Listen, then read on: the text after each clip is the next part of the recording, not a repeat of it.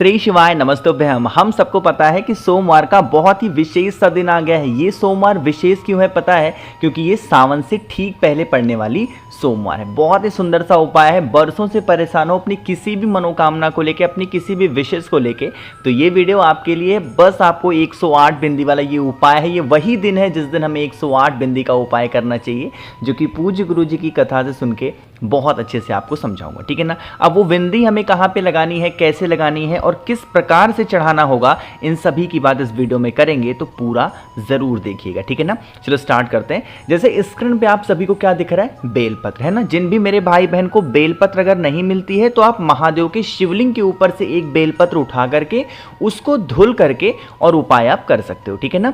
क्या करेंगे, बेलपत्र लेना बहुत ही प्यारी सी सुंदर सी, और उसके बाद में आपको जरूरत होगी लाल चंदन की। ध्यान रखिएगा, जरूरी नहीं है कि आपको लाल चंदन ही लेना है। जो भी चंदन आपके घर में हो, चाहे लाल चंदन हो, पीला चंदन हो, सफेद चंदन हो, जो भी चंदन है उस चंदन को लेना। लेने के बाद में अब आपको इसी बेलपत्र पे 108 बिंदी लगानी होगी, ठीक है ना। ध्यान क्या रखना है, लोग पता है गलतियां क्या करते हैं, लोग जब 108 बिंदी लगाते हैं ना तो वो सिर्फ और सिर्फ इसी पत्तियों पे लगाते हैं, जो कि उपाय को पूरा के पूरे को गलत कर देता है ना। आपको क्या करना होता है, जब आप 108 बिंदी को लगाएं तो आपको इन तीनों पत्तियों पे लगाना है। कैसे? और हाँ, इन तीनों पत्तियों पे 108 नहीं लगाना, इन तीनों पत्तियों को मिला करके 108 बिंदी आपको लगाने होंगे। किस प्रकार लगाओगे, जैसे आप उसका गाढ़ा सा पेस्ट बनाना, ठीक है ना। चाहे किसी छोटी सी लकड़ी में, डंडी में, या फिर अपनी उंगलियों से ही आपको क्या करना है, एक एक बिंदी लगाते हुए जाना है इस प्रकार से, ठीक है ना। जब आप बिंदी लगाते जाओ तो या फिर ओम नमः शिवाय या फिर श्री शिवाय नमस्तुभ्यम का जप करते हुए एक एक बिंदी आप इसी बेलपत्र के ऊपर लगा देना, ठीक है ना। जब आप बेलपत्र के ऊपर बिंदी लगाओगे तो हूबहू जिस प्रकार से आपको यहां पे स्क्रीन पे बेलपत्र दिख रही है, ऐसी ही बेलपत्र आपको नजर आएगी, ठीक है ना। फिर आप इस बेलपत्र को उठाना, एक तांबे के लोटे में जल भरिएगा अपने घर से और पहुंच जाना महादेव के शिवलिंग के पास में। सुबह करना, सुबह करो, शाम को करना तो आप शाम को भी कर सकते हो, ठीक है ना। देखो, और मैंने आपको कई बार बता रखा है कि महादेव का पूरा परिवार कहाँ पे विराजमान है, शिवलिंग के ऊपर ही। और ये जो स्थान आपको दिखता है ये है माता का हस्तकमल, है ना। सॉरी, ये है माता अशोक सुंदरी का स्थान।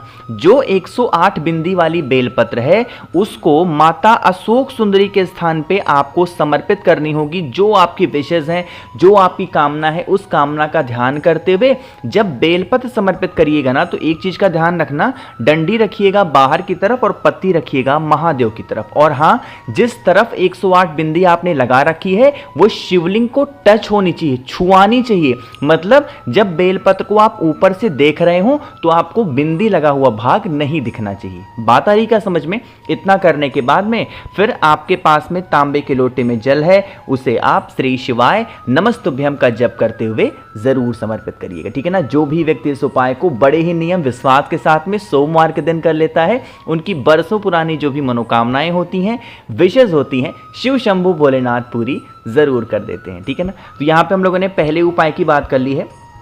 आगे बढ़ते हैं अब इस वीडियो के हम लोग अपने दूसरे उपाय की तरफ। और ये जो उपाय होगा ये स्पेशली उपाय होता है बीमारी के लिए, है ना। बहुत परेशान हो गए हो, बहुत मेडिसिन, बहुत दवा करा के देख लिया, फिर भी कोई फायदा नहीं हो पा रहा, तो आप इस उपाय को करेंगे, ठीक। देखो, सीधा सीधा फिर से हमें जरूरत होगी इस तरीके से बेलपत्र। कितनी? मात्र एक बेलपत्र लेना। अब इस बेलपत्र पे भी हमको बिंदियां ही लगानी है, लेकिन अब तरीका थोड़ा सा चेंज होता है ना। हमने आपको बताया था कि आपको पहले उपाय में सिर्फ या तो लाल चंदन ले लो या फिर पीला चंदन ले लो या सफेद, मतलब कोई भी एक चंदन ले सकते हो। लेकिन इस उपाय में आपको 2 चंदन लेना, ठीक है ना। पहला तो आपको लाल लेना ही लेना है, बाकी जो दूसरा चंदन लोगे आपको थोड़ा सा पीला चंदन भी लेना होगा। तरीका बताता हूं कैसे करना है। देखो, जो आपके पास में लाल चंदन है ना, उस लाल चंदन की 3 बिंदियां जो व्यक्ति बीमार है उस बीमार व्यक्ति का ध्यान करते हुए कुंदकेश्वर महादेव का नाम लेकर के इस बड़ी वाली पत्ती पे, बेलपत्र पे आपको इस प्रकार 3 बिंदियां लगानी होंगी, ठीक है ना। लगा दिया। अब आपके पास में मैंने बताया था पीला चंदन भी लेना है, तो उस पीले चंदन की 2 बिंदियां आपको नीचे छोटी पत्तियों पे लगानी होगी और यहां पे भी कुंदकेश्वर महादेव का नाम आपको लेना होगा, ठीक है ना। ना। जब आप बेलपत्र पे बिंदियां लगाओगे तो आपकी बेलपत्र कुछ इस प्रकार सजी हुई नजर आएगी ना। अब आप इस बेलपत्र को उठाना और एक तांबे के लोटे में फिर से क्या करेंगे, जल भरिएगा। अपने घर से जल होना चाहिए आपके घर का और पहुंच जाना सीधा महादेव के शिवलिंग के पास में, ठीक है ना। सुबह जाना है सुबह जा सकते हो, शाम को जाना तो शाम को भी जा सकते हो, कोई दिक्कत नहीं है, कोई इशू नहीं, ठीक है ना। देखो अब क्या करना है, जैसे जो आपके पास में बेलपत्र है ना, अब यह उपाय हम किसके लिए कर रहे हैं, बीमारी के लिए कर रहे हैं। तो आपको क्या करना है, उस एक बेलपत्र को महादेव के शिवलिंग के ठीक ऊपर जो व्यक्ति बीमार है उस बीमार व्यक्ति का नाम और गोत्र बोलना और उसके बाद में आपको कुंदकेश्वर महादेव के नाम से एक लोटा जल जो मैंने आपको दिखाया है वो आपको समर्पित करना, ठीक है ना। जो भी व्यक्ति इस उपाय को पूरे नियम विधि विधान के साथ में किसी भी सोमवार को, जो भी सोमवार सावन के आसपास होते हैं, अगर उस सोमवार पे हम करते हैं तो हमारे घर से जो बीमारियां होती हैं, जो भी तकलीफें होती हैं, वो सारी तकलीफें हमेशा के लिए खत्म हो जाती हैं, ठीक है ना। भूलिएगा नहीं कोई लोग, हर व्यक्ति को, हर इंसान को इस उपाय को जरूर करना होगा, ठीक।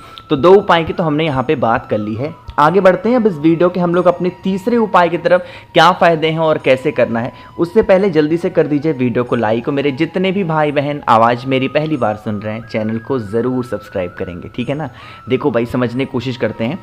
यहाँ पे स्क्रीन पे आप सभी को दिख रहा होगा अनाज के दाने। अब कहोगे भैया इस उपाय को हम किस फायदे से करेंगे। अगर आप कोई भी उपाय अनाज का करते हो ना तो इससे आपके जीवन के जो कष्ट होंगे, आपके परिवार के जो कष्ट होंगे वो खत्म होते हैं। वो कष्ट चाहे पैसों को लेके हो, धन संपदा को हो, बीमारी को लेके हो, इज्जत को लेके हो, किसी प्रकार की होगी वो खत्म हो जाएगी।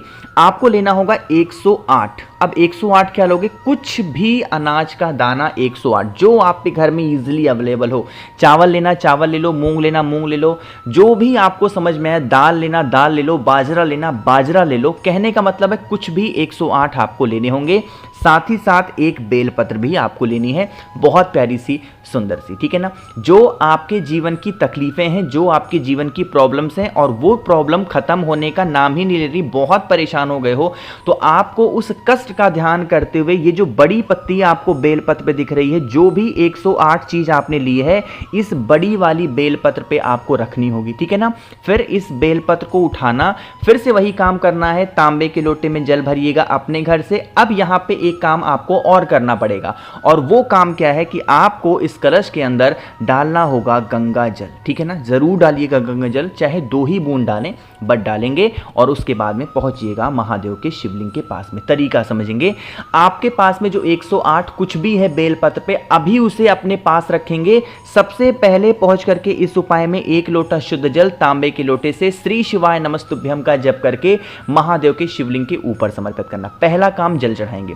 दूसरा काम, जो आपके पास में बेलपत्र है उस पर कुछ भी जो 108 है वो अब आपको अपने जीवन के कष्टों का ध्यान करते हुए महादेव के शिवलिंग के ठीक ऊपर अगर आप समर्पित कर देते हैं तो फिर तकलीफें आपके जीवन से हमेशा के लिए खत्म होंगी। जो भी कष्ट आपकी लाइफ में चल रही हैं या फिर आने वाली होंगी वो सारी तकलीफें हमेशा के लिए खत्म जरूर हो जाएंगी। अब बात करने हम लोग जा रहे हैं सबसे अच्छे से उपाय की, सबसे प्यारे बहुत ही छोटे से उपाय की, जो कि हमारा चौथा उपाय है ना।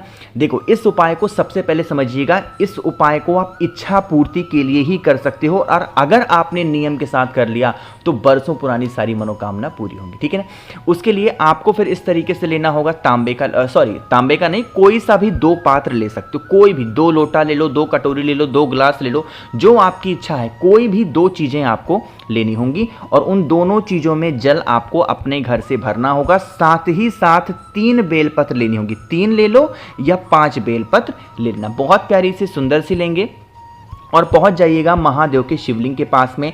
फेस रखेंगे उत्तर दिशा, नॉर्थ डायरेक्शन। सबसे पहला काम करेंगे, चाहे 3 बेलपत्र ली हो चाहे 5 बेलपत्र ली हो, आपको उसे महादेव के शिवलिंग के ऊपर पहले एक एक करके समर्पित करना है और उसके बाद में आपके पास में जो 2 पात्र में जल है उसे कुंदकेश्वर महादेव के नाम से अपने जीवन के कष्ट को कहते हुए, अपनी बरसों पुरानी मनोकामना को कहते हुए आप समर्पित कर देना। बिल्कुल स्लो मोशन में धीरे धीरे।